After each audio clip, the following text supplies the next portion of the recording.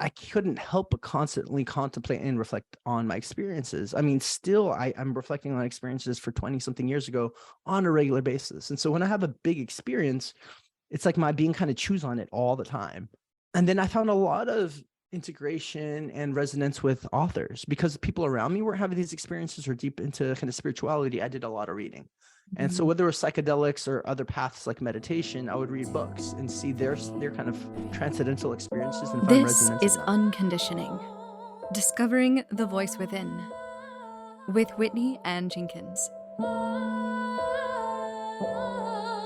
Hello and welcome to the 65th episode of Unconditioning, Discovering the Voice Within, where I bring on guests and we talk about the inner authentic voice and the challenges and the rewards that come from following it. This week I have with me Jahan Khamsehzadeh, Ph.D. He completed his dissertation on psychedelics in the Philosophy, Cosmology, and Consciousness program at the California Institute of Integral Studies.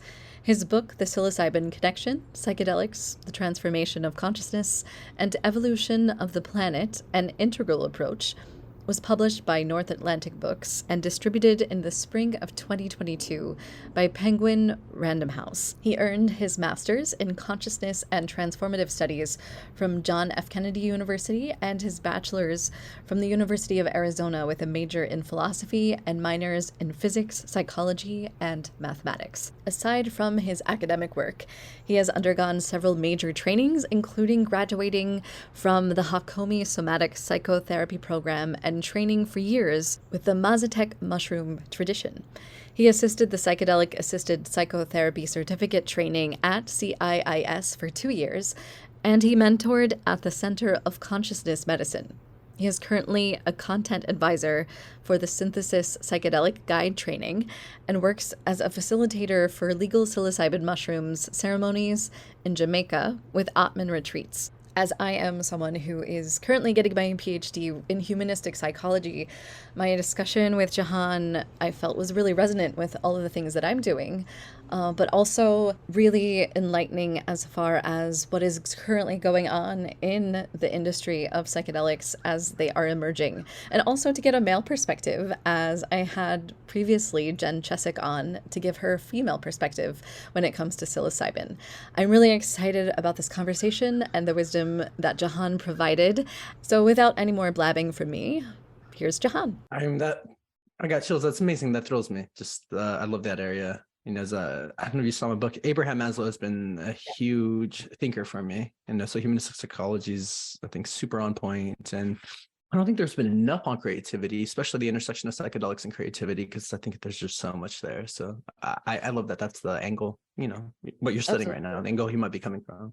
Yeah, absolutely. There's so much potential within those two subjects to be merged together and explored that hasn't been touched upon. But this conversation is mostly about giving you a platform to share your story, because it's really going into following the inner authentic voice and how you followed that along your journey and the challenges that you perhaps come across. Sounds good. That's good. Yeah. Super happy to go into the theory and academics part too, if you want to. I'll go anywhere you want with the conversation. I normally ask the people, what's their angle, what's their platform, what are they wanting, just so I can really attune to them. And then I normally say, you've already said it now, to trust their own inner curiosity, so the conversation's really alive, organic, and fresh. But I feel really good about that here. So that's it. Excellent. So I usually start off a conversation with this one question, and I find that it kind of is a springboard to lead to the next places. And that is, when is the first time that you can think of that you realized that you had this inner voice of your own and that you were able to follow it? Mm-hmm. That's good. There was a single defining moment of my life, and it had to do with psilocybin, hence why I went on to study it. I was 18 years old, and I was going to go see my favorite band, Tool, play for the first time. And on the way to the concert, somebody I just met on the way gave me a handful of mushrooms. And I took them. I thought it was going to be a really exciting day. And it's been the single most important day of my life. It's we're talking about 21 years ago, and I still think about it almost every day. And I was an atheist at the time, suicidal, depressed. And I'd spent about 7 months walking, like 7 or 8 hours a day, trying in a very existential place. What's the point of life? How did the universe emerge? What's space and time? Who am I? Like the really big stuff that you're kind of pushed into when you're kind of in a suicidal state. You're like, why do I want to be here? What's this all about? What's, and everybody's kind of just going along playing this game. And it's just, I felt like there was a deeper background to all of this. So I think all that kind of synthesized or integrated partly in this moment. And as the psilocybin started to come on, I started to have this feeling that I'm about to die, which was pretty intense. And the sense of an ego death experience is pretty archetypal when it comes to psychedelic space. But for like 15 minutes, I felt like my entire world was about to dissolve. And so I had a lot of fear, but I also had a lot of curiosity. And so I surrendered to the experience and let it happen. And once I crossed this threshold, it felt like my consciousness expanded to take up the entire arena. I felt like thousands of people. And a voice arose in my consciousness, and it said, Jahan. And there was the recognition at the time that this is God was something I felt was impossible. And I'm using God here in a very large sense, that there's just one being. In the more of like a Hinduist sense, it's kind of a sense of Brahman, that we're all in this one dream and God is each individual person.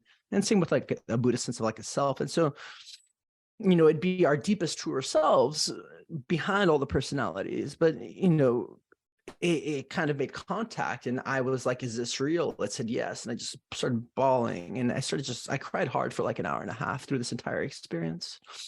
And it said that love is the most important thing in the universe. Miles after that is learning. Everything's so insignificant, compared to these two things, that we'll never have to worry about the complexity of anything else. And so in many ways, I would consider God, or like this intuitive voice, this inner voice, is God's like love with a voice, and there's a deep sense at that time that love's our deepest compass. That's the deepest intelligence. And, it kind of, same with Joseph Campbell's kind of things, the great mythologist, like follow your bliss. There's a sense of you follow your passion and excitement, it leads you to the right place.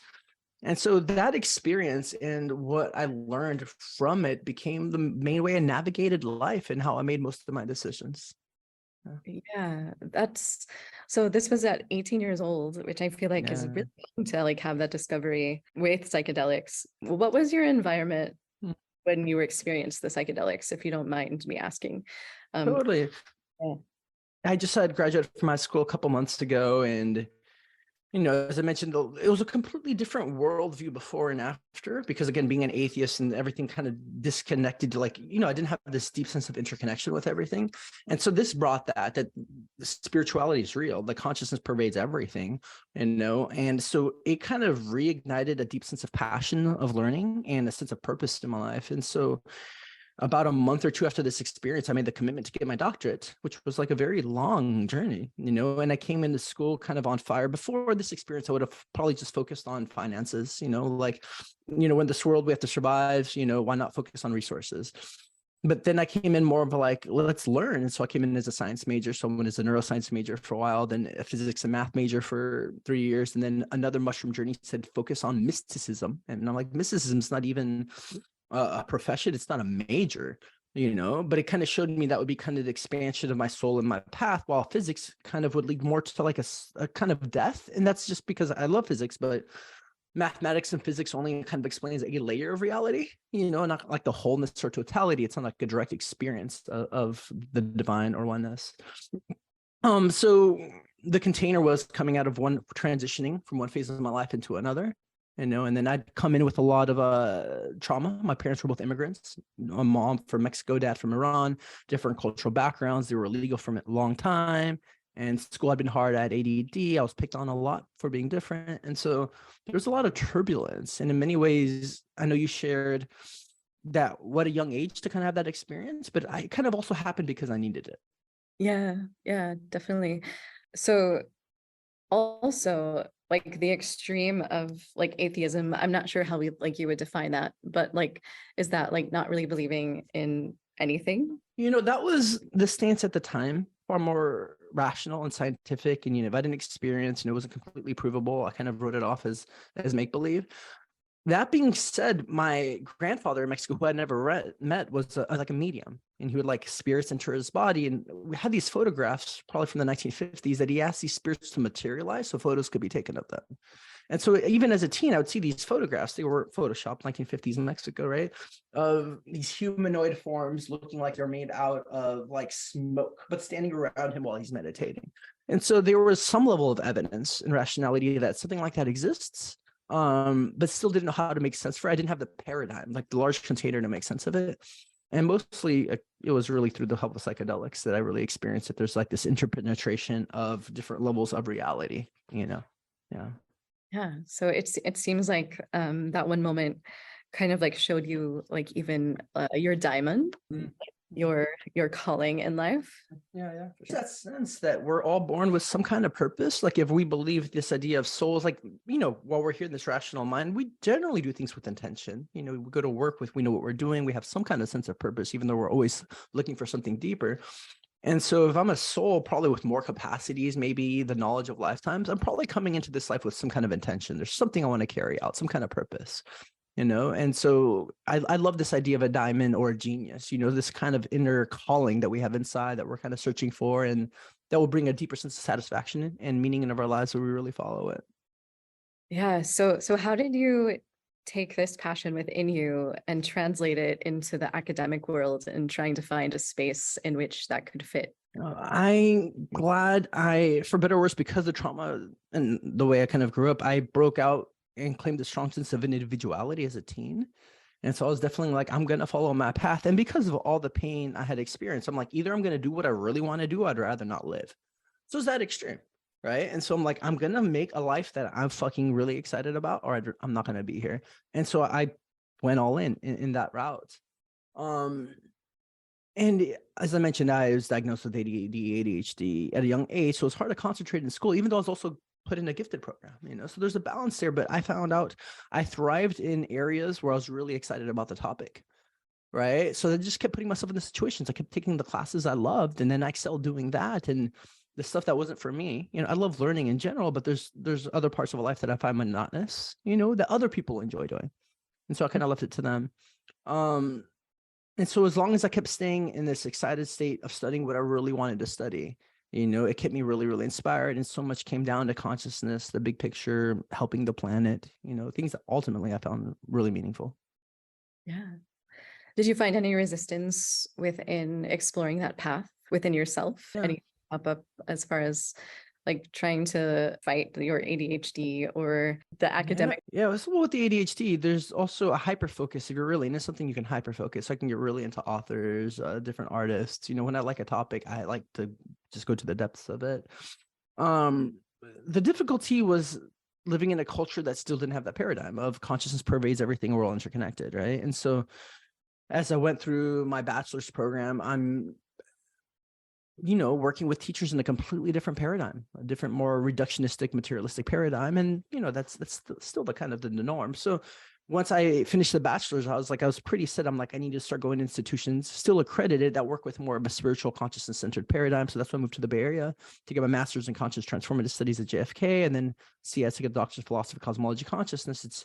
It's just because these teachers had some kind of experience of come to a way that spirit was fundamental, you know, but still had a strong scientific bent, you know, and so, yeah, that made it much easier, you know. And even then, as I started to focus on psychedelics because they were the most meaningful, powerful thing, I met some resistance from teachers, because even though they were in spirituality as a way that evolution kind of unfolds, because of the cultural norms around psychedelics, I had met some resistance. Yeah. So the thing that kept you going, what would you call that thing that kept you going to like explore this area? I mean, if we want to say soul or connection to truth, or a desire for just, you know, deep integrity and authenticity, passion, because ultimately it's just having these, I've had hundreds of psychedelic journeys, having these depths of experience and seeing what they did to me, like it fueled me.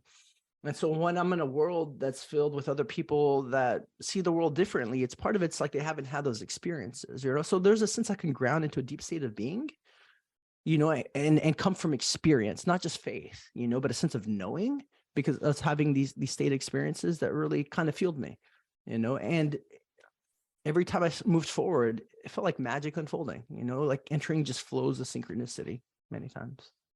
Yeah. So what was the difference of time from like the first time that you experienced psilocybin? How long was it until you did it the second time? Yeah. I took psilocybin at 15 on a school trip from Tucson, Arizona. We went to Los Angeles. I was in theater for 4 years, and it seemed like almost everybody in my entire trip, like school trip journey, like took LSD.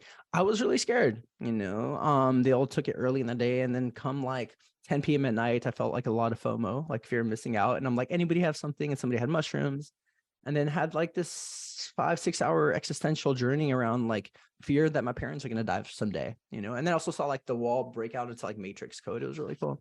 So I took mushrooms before ever smoking weed or even drinking alcohol. And then it was more a few years later, it's at 17 and then 18, I took it more. And it was very expansive and inspiring. Just even the idea that I could take some kind of chemical compound and it changed my perception of reality made me question, well, then how do we really know anything? So even before I really took psychedelics, just their existence created a lot of contemplation in my state. But after that experience of 18, it became, because it became more of a spiritual orientation at that point, it became a little bit more frequent. Yeah. Were you able to find people that you connected with that also had that experience, or were you guided by a mentor, or was this like completely your own journey? That was part of one of the hardest things. I was in Tucson, Arizona. It's a different kind of culture. And even around this time, around 2002, I hadn't met anybody in all my time there that had a big spiritual psychedelic experience. There's one person in a physics program that took LSD and kind of had like a bit of an enlightenment moment. And that was awesome to meet one person. And so I had to keep almost all of it to myself, which was painful, where I thought about this experience every day for 7 years. And I went out with, socially connected with a lot of people. But the thing that I was most intimately connected to, I felt alone in. I did have mentors in the sense of I went to, did a lot of schooling, and then I connected with some teachers a lot, and a specific teacher, we would have lunch almost every week, and after that every month. And I still visit him every time I go to Tucson, so after 20 years. And he was a priest for 30 years, and he was also a marriage and family therapist. And so he definitely had a lot of wisdom. He didn't have psychedelic experiences, right? But he is highly intellectual and deeply spiritual. And so he became kind of a mentor. But as far as it came down my psychedelic path, I was alone for a long time until I moved to the Bay Area. Yeah. So how were you integrating those experiences that you had with the psychedelics and then like functioning in your daily life and making the connection of like how to operate? Yeah. I've just always had a fascination with the internal world, right? So I read a lot, I listen a lot of music. I'm a little bit more of an introvert, an INFP when it comes to Myers-Briggs, a 4 on the Enneagram. And so I couldn't help but constantly contemplate and reflect on my experiences. I mean, still, I'm reflecting on experiences for 20 something years ago on a regular basis. And so when I have a big experience, it's like my being kind of chews on it all the time. And then I found a lot of integration and resonance with authors, because people around me were having these experiences or deep into kind of spirituality. I did a lot of reading. And so whether it was psychedelics or other paths like meditation, I would read books and see their kind of transcendental experiences and find resonance in that. Yeah, that makes sense. I'm an INFP also, actually. I am with what you're studying and just your demeanor. Yeah, I'm not surprised.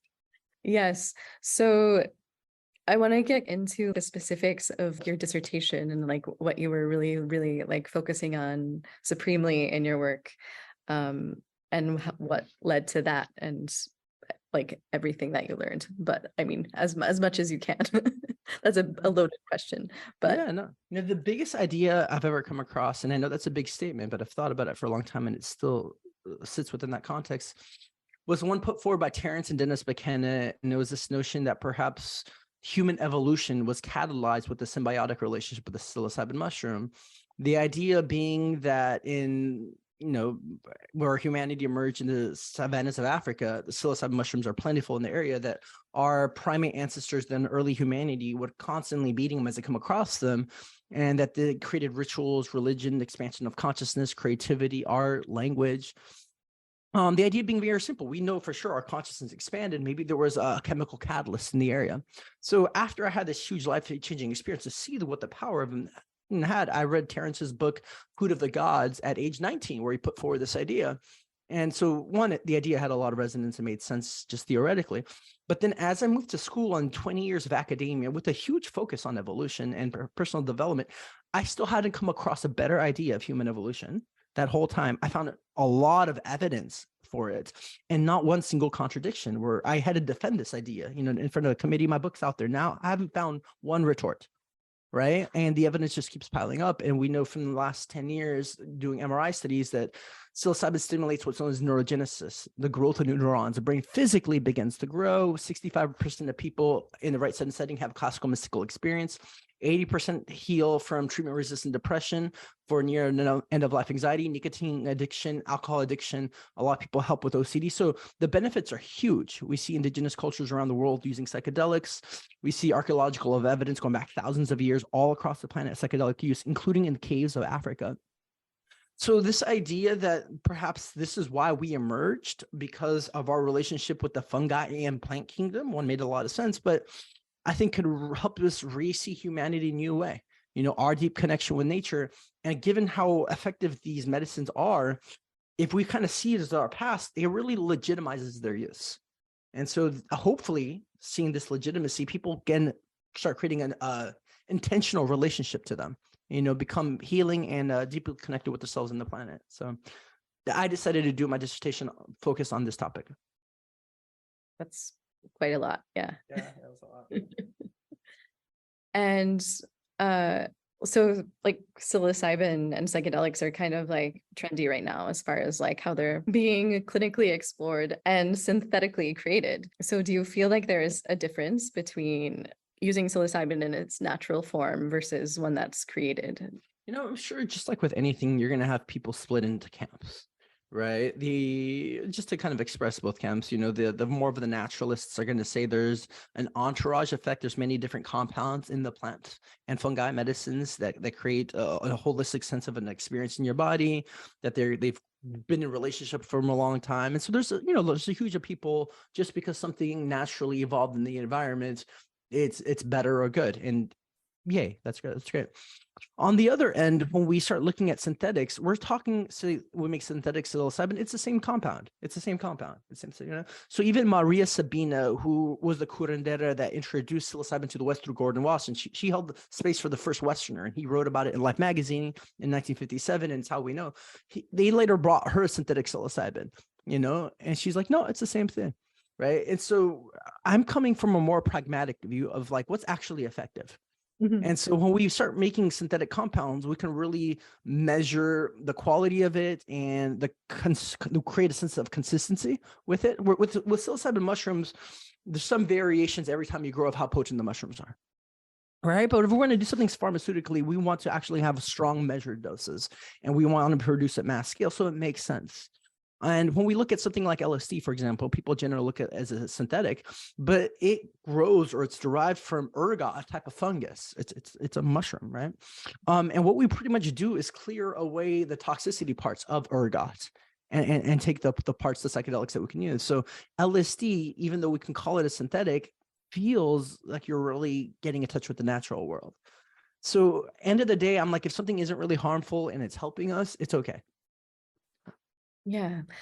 And it's seems that like as these studies evolve and are more developed and become more of a mainstream thing within our society, you're also developing, from my research on you, guiding psychedelic journeys for people and making sure that like safety measures are in place for these experiences. So would you like to talk about that a little? Yeah. Now I've been a part of mentored in or taught in 7 different psychedelic guide trainings. And, there's a difference between just theory and application. Like I love theory and thinking, right? And then there's very much the actual embodied action of helping people heal. And it was quite a shift for me. For about 12 years, I wanted to be a professor. And partly was I took psilocybin on my university campus around 22, 23. And I was like, maybe I'll be a professor. And this kind of voice arose inside, like, are you going to commit to this? And I'm like, sure. Yeah. Like, this seems awesome. I get to keep learning. It's a great kind of movement forward. So I was really focused on that. But as I approached the end of the dissertation and working on this, I became very clear that I learned more from psychedelics, like those like psilocybin, more than I have from humans. It's not that I don't love humans. I read a lot. I take a lot of, workshops and learning. And so the way I could be most effective isn't necessarily being in front of a classroom, but creating the right container for people to have similar experiences so that nature teaches them. And by far, they've been the most healing modalities in my life. And as clinical studies show, there aren't really other methods of healing that are as effective. It's not 100% for everybody, but the numbers are really, really high. So I transitioned from the idea of being a professor many years ago and really went full in and into this. And I've seen over 500 ceremonies taking place of people healing, and it's been phenomenal. It's been magical. I've seen people overcome at times decades of trauma in one day. It's not a given. The hardest part of the work is this idea coming in with people like a magic bullet. They want one journey to change their whole life. Honestly, it happens sometimes, but it's not guaranteed. And it's not effective for 100% of people. There's some people I've given psilocybin to because I do this work legally in Jamaica, and they have no response, right? And so that's the hardest part, is dealing with disappointment.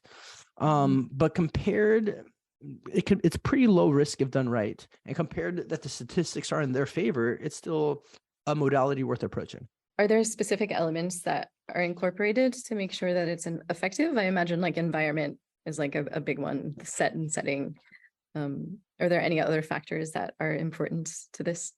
Yeah, definitely. There's definitely a lot of variables that matter. I would never hold a journey space without, a few prep sessions coming in. And so this idea that you're already kind of bringing a more therapeutic model, Western therapeutic, like you're building a relationship with the person, and that really matters to develop a sense of safety and ease. So safety is just paramount, and the sense of safety is paramount. So they need to feel safe with you and trust you as a person. And so that takes time. So prep sessions leading up to it, and also where you're going over their psychological history, their medical history, getting to know their deep traumas, their intention of what they want to work on. So it's a process building up to the actual ceremony itself.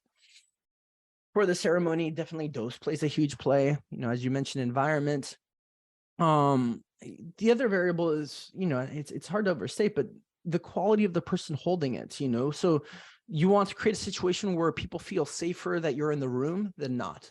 Right. So you need to be an authentically in integrity and safe person where the person can relax. If they don't feel safe, their defenses are going to be, they're not going to open up and let go. And then they're just going to have a hard time for 6 hours and not get anything out of it. Right. So just like being in a relationship with anybody, including a therapist, the quality of the therapist matters a lot. And then it's integration, always it's a safety issue. And also it's effective having follow-up sessions, 1 to 2 weeks out, at least, going over the process, supporting them in the process. People can have paradigm shifting events where they can feel unstable, and you need to be there to support them, to help them make sense of it. Yeah. As you're guiding them, are you also with psilocybin? No, I'm not. I want to be present and sober. And, there's been talks about this because some indigenous societies, the classical medicine person, normally known as a shaman, takes medicine with them. That being said, if we take medicines, it can pull you into your own process, which makes you less present. I don't want to be sitting there focusing on my trauma and my own internal world when I'm there with somebody else. And there's a good book that just came out this last few weeks called Swimming with the Sacred. I think it's Rachel Harris, where she interviewed 15 women that have been medicine holders. And the qualifications to be interviewed for the book is that you had been working in the space for 20 years. So these are like 15 elders that are all females. And pretty much unanimously, they all said they don't take medicine. And if you feel like you still have to take medicine, holding the space, then you just haven't done enough journeys yourself. Like, you should be able to know the territory somewhat, right? So the focus is, part of it is do a lot of self-work before ever coming to play the role of the guide. So how many journeys did you go through until you got comfortable with being at that point? Hundreds. My path isn't normal, right? So I'm not going to prescribe that as a need. I've felt a depth of curiosity and exploration to understanding consciousness from every angle I can come across since a teen. And so it's been a big part of my soul's path. I don't think most people need hundreds of journeys, right? And it's just same way like there's astronauts that want to go explore space, I want to explore consciousness. And so there came a point through that development and everything externally where it felt really right. And then people just started approaching me just out of nowhere, you know? So it was kind of very organic unfolding on my end. Yeah. Do you currently, or have you done a microdosing approach in Yeah, your? it's beautiful. Not currently, but I've gone on a lot of seasons. I'm probably altogether well over 9 months of microdosing with both psilocybin and LSD, and it's phenomenal. You know, I think it's a great way to start a relationship with these substances. There's not much downside. James Fadiman, who really kind of started the macrodose movement, he's been working in the field for 60 years. You know, he did a large underground survey with 1,500 people. 90% of people experienced some kind of relief from the symptoms of depression and anxiety. They became more productive, less judgmental, more present, more compassionate. 10% of people had an increase in anxiety. But the anxiety lasts 3 or 4 hours. So it's a really worthy payoff if something can really change your life and help. And the main downside is you might be anxious for 3 hours. It's worth approaching. So for a lot of people that are scared to do a deep journey, you know, and I definitely recommend doing it with a guide or a professional first. But for those people that are scared, it's a nice route to begin. And the way the indigenous people hold it, and myself also included, is like you're developing a relationship with these substances, right? So it's a very kind of relational oriented context where they see these plants, say psilocybin fungi, as master teachers, right? And so you're in relationship with them kind of all the time. And so microdosing is one way to keep that kind of sense of communion going. Right. To stay present with it. Yeah. Yeah. Yes. Hmm. So I would love to get more into like the academic and consciousness like parts of it, if you would like to. Please. So consciousness to you, since you've been like exploring it for a while now, like what is the definition of that for you? Yeah. You know, maybe first, because I've been asked that a lot, right? So first, just to share the vagueness and abstractness of the word. And then I remember looking at many years ago, like what I think it was Webster's dictionary, and there's like 7 different definitions, and they were all so different. And so one thing, it's contextual, right? But for me, it's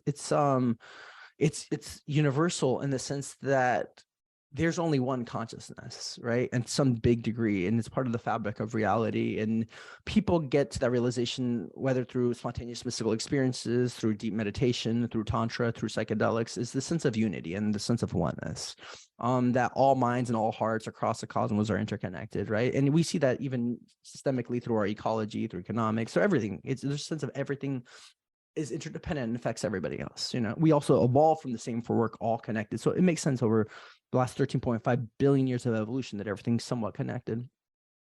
And so that's like the ground of being. And in this sense, building what's known as panpsychism, it's kind of this philosophy that consciousness is in everything and evolves. Even atoms have consciousness to a degree. It's a much more fundamental, rudimentary molecule cells. And as the complexity of matter continues to evolve, so does the depth and expansion of consciousness, right? So there's a correlation between the complexity of my nervous system and the consciousness I hold, you know, compared to that of a fish. It still has consciousness. It's just a different degree and depth of consciousness. So, I mean, that's one answer, you know, and then there's a sense of an ecological consciousness of why do plants and fungi like this evolve in pretty much every ecosystem?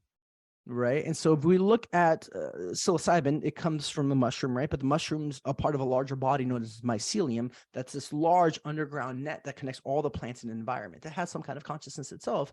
And we've been evolving on top of this long net our entire evolutionary process. And out of that comes this cap and stem formation with the mushroom. And the psilocybin fits in the 5-HT2I serotonin receptor better than our serotonin itself, creating a hyper-connected brain state. So there's even there, you're seeing a sense of consciousness communication happening between the landscape and organisms. You know, so there's so many degrees of consciousness, I guess to say, but consciousness is fundamental through everything. Right. So an enhancement of psilocybin enhances these receptors, and also like creativity, I feel like would come into play during those moments. So can you talk a little bit about creativity and psilocybin and how that connects to consciousness? Yeah, absolutely. You know, I definitely recommend the people listening just Google MRI studies and psilocybin, so you can see the visual pictures of what it's like on the placebo, the brain, and on psilocybin, it's quite fundamental. It's What they found, psilocybin quiets what they call is the default mode network in the brain, what neuroscientists kind of categorize as the ego sense of self. So when you think me, I, specific like network lights up.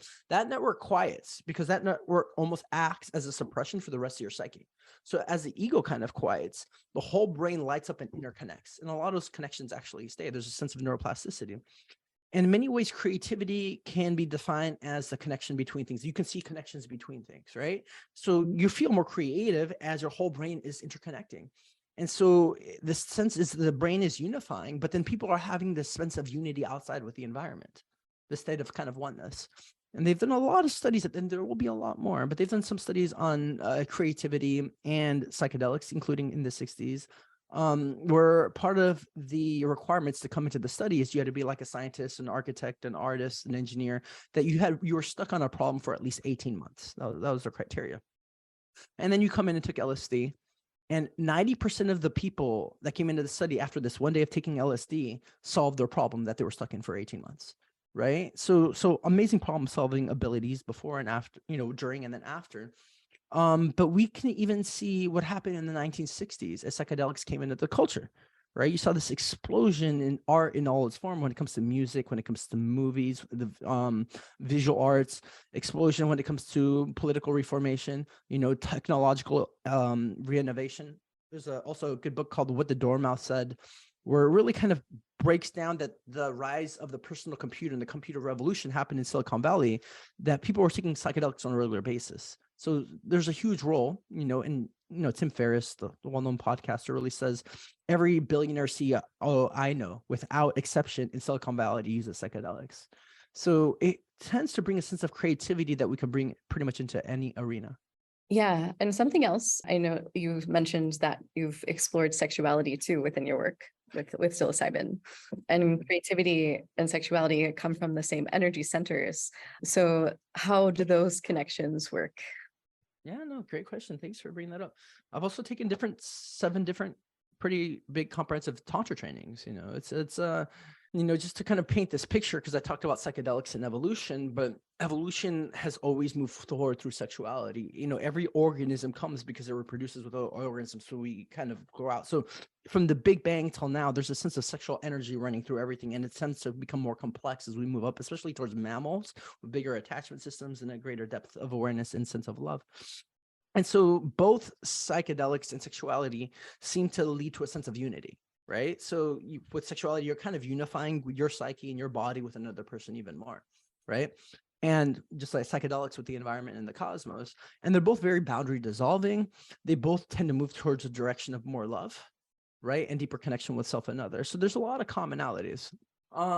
Historically, there would have been a lot more association in the sense where our primates and hunter-gatherer ancestors. So at small doses they've done with psilocybin, it increases what's known as visual acuity. Depth perception becomes more, so you're more skilled at finding food and seeing prey. At a little bit higher doses, there's a stimulation of sexual arousal, right? So probably would have led to more polyamorous and orgiastic kind of societies, which would have led more copulation and our species group size expanding more and having deeper connections. So for example, there's a good book called Sex at Dawn, The Prehistory of Modern Sexuality, where they really look at our species compared to that of the bonobos. Or both the bonobos and the chimpanzees are closest living kind of ancestors that we have genetics really tied with. Bonobos have sex like 14 times a day, right? So it's a way they mitigate and create social cohesion. So it's the way they also bring down tension between each other, right? At higher doses, our ancestors would have had more like mystical experiences. And what I found in these deep kind of universal states is it seems to be very orgasmic, right? So even in that one experience at 18 that I felt connected with God, it felt like every part of my cell was having an orgasm. Just my entire being was vibrating. And so I think sexuality is a deep part of our soul, and it's also, having done this work in terms of kind of psychedelic therapy, sexual trauma is the worst trauma I've seen. Right. So especially early sexual trauma, 1 in 4 women, 1 in 6 men generally, it, especially early on, if it's betrayed by like a family member, somebody close by, it ruins their sense of security, the sense of self, their ability to be intimate with other people, their self-esteem. And it's almost some of the most awesome trauma I've seen healed with the sense of psychedelics, because psychedelics have what Stan Grof, the great psychedelic researcher. He says they catalyze holotropic states of consciousness, states that organically move towards wholeness, right? So anything that's been repressed or traumatized or not integrated comes up in the psychedelic state to be integrated, right? So I found them personally to be one of the best tools we have for healing sexual trauma. And this kind of energy that is present during those moments of like high usage, as you were describing, like, would you say that's like a connection with a Kundalini kind of energy? Is that something similar? Yeah, in the sense that it's our life force energy, Right. and it's just, early teenage psychedelic experience made me realize how much of a sexual being I am, that we all are. And since, of course, I'd masturbated before that and had sexual thoughts, but I could feel my energetic system come to life. And with that came a sense of power and wholeness and ease and pleasure in my body, right? And so, one perspective is like, this is your temple, in a very kind of divine way. And the more you could feel pleasure, the more you're kind of in this divine, heavenly, excited state. So yes, it awakens a sense of power and life force in your being. There's a possibility of that, highly. So speaking of wholeness, since you finished your PhD and just released this book, do you feel like a sense of completion within yourself having gone through that academic journey? Highly. It feels amazing. It feels I would like a relief. I felt like I wanted to write a book since I was a teen, and it felt like something I needed to do. Like I wouldn't have felt peace until I did. And I also decided by 18 I wanted to get the doctorate. And so it was like the completion of a 20-year journey, climbing this really huge mountain that for some reason I just was set on climbing, and then I could finally let go. And I feel like I've accomplished now most of the things I've wanted to in the last 20 years. And so I can relax, I feel like I did what I needed to do. And of course, there's a lot more I want to do, but like there's a lot less pressure inside of my being. Yes. And like kudos to you for taking your academic research and like implementing it into the world, because a lot of those articles just like sit within a library and get dusty and are not touched by anyone. So like I appreciate that. That was one of the main reasons to kind of, which I love academia, to transition out. I remember reading like every peer-reviewed article that comes out, that academics generally get 1.2 readers. So it's like you do all this work, barely anybody reads it. And especially in terms of dissertations, you spend years to write something, and part of the qualifications, it has to be something novel that you're bringing to the academic community. And then you share it with your dissertation committee, which is like 3 people. And then that's the end from a lot of dissertations. I'm like, you just did years of research that could have went to help the public. Mm-hmm. But it doesn't. And so I think it should be built into the system that it should be contributed to society in some way. So I think it's a loss of the academic society where all this work happens, but it just goes nowhere really, in terms of like it doesn't integrate into society. Yeah, absolutely. I agree with you. And putting it out for the public, like, is bringing rewards to you also. It's getting very well received. So like how is that making you feel about like everything? Yeah. Yeah. And I mean, great in the sense of, I think that's the natural balance of things, to some kind of equilibrium. If you do keep giving, you do keep getting, right? It makes sense. And it felt like something my being needed to do. I was kind of focused on, how can I be of service to the world in the best way I know how, and this, I went through a lot of different things of what could be possible solutions. And when it came down to it, was changing consciousness was pretty fundamental because it affects everything else.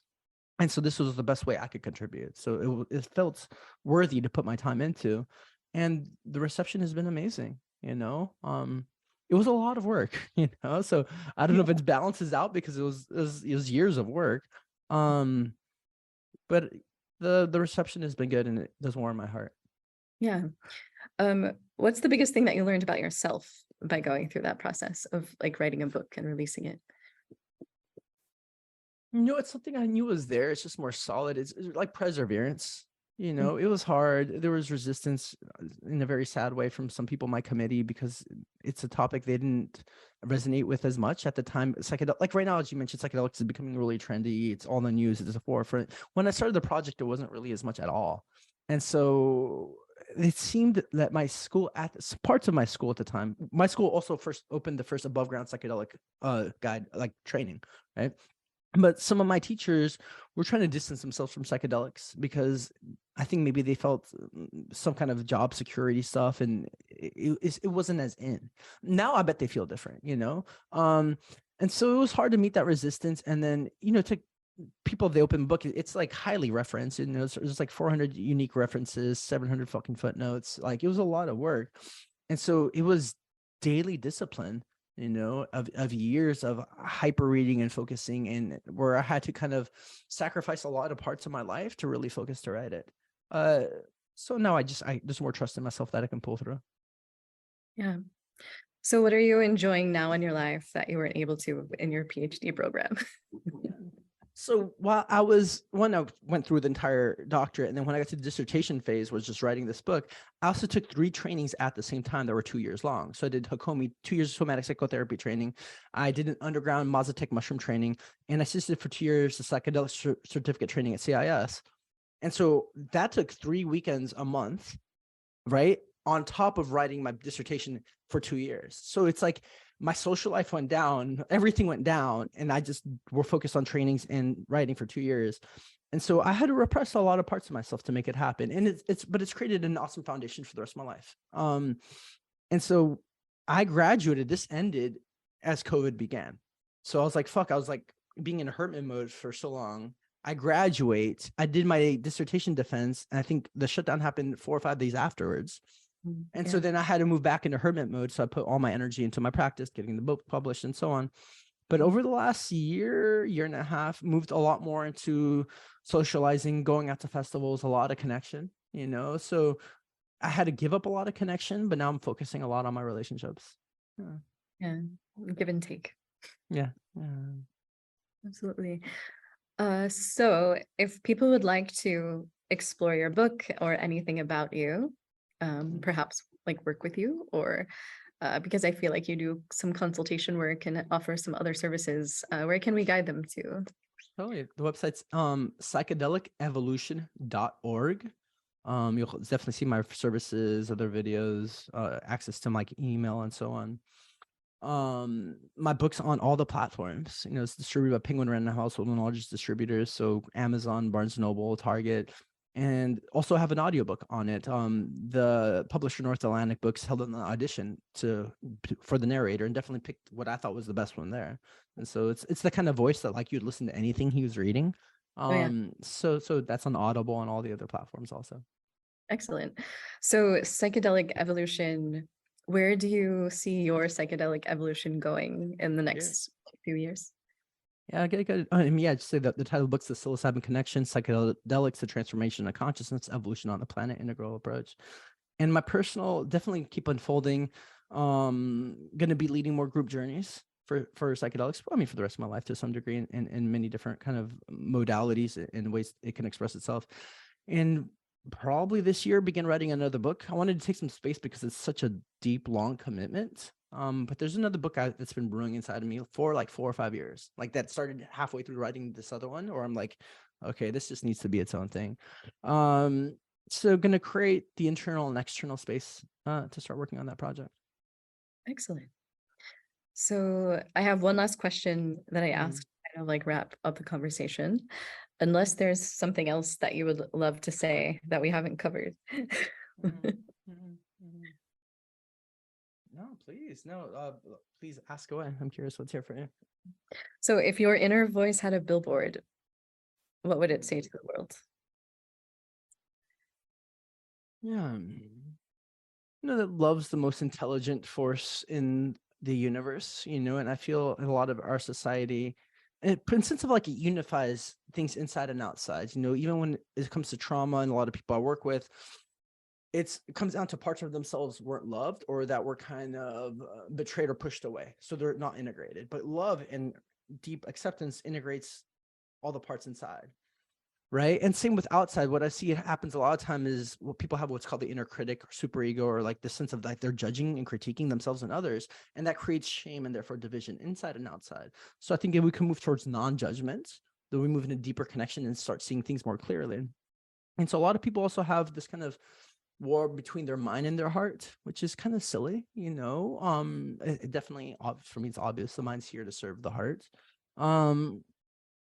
And even when you think about like processes like the soul, it's very heartfelt, and so to really encourage them to be deeper into that feeling as much as possible and to make decisions from that place, and so it's like loving themselves and others. So it's not saying like self-betray yourself and self-abandon just to be of service, or go into like codependent relationships by self-sacrificing. It's like, no, love yourself, other people, and then the planet. Move into deeper and deeper trust with the universe.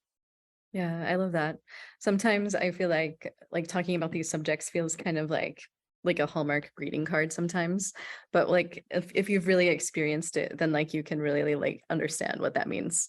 I mean, it's so cliche, see in the Beatles, like love's all you need. I don't think love's all you need, but it's there because it's true. Most cliches are true. Yeah. Right? Like that's why they're there. So it's there's that sense in the psychedelic state of, and even when people go to meditation, it's like, oh my God, the truth was in my face the whole time. I was just blind to it. That's a sense, like it's all here, so yeah. It is. Well, thank you so much for taking the time and sharing your wisdom and your story. Thank you. And it was an honor to be talking to you and be here on your platform.